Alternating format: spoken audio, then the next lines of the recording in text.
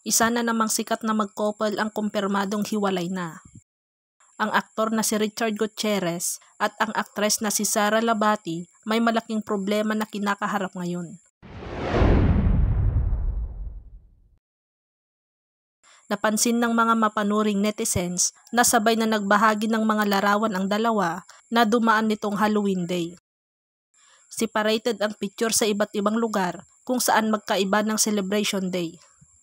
Ginanap ang mahalagang araw kasama ang mga anak nito. Si Sara Labati ay nakasama ang anak sa pag-trick or treat sa village ng kanilang bahay. Sa bahay naman ni Richard Gutierrez ay nag-swimming naman sila.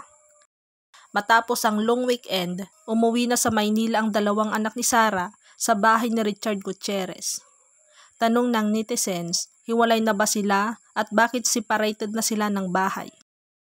Hindi na rin kasi supportive sa mga ganap ni Richard Gutierrez si Sara Labati na noon ay todo sama ito sa lahat ng event ng aktor.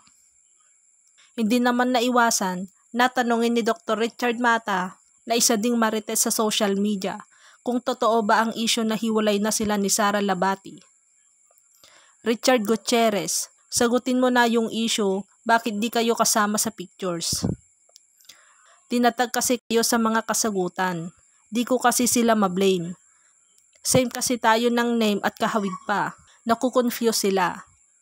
Hindi rin kasi sila nakita na dumalo sa birthday ng magulang ni Richard Gutierrez si Sara Labati sa naganap na event ng mga Gutierrez.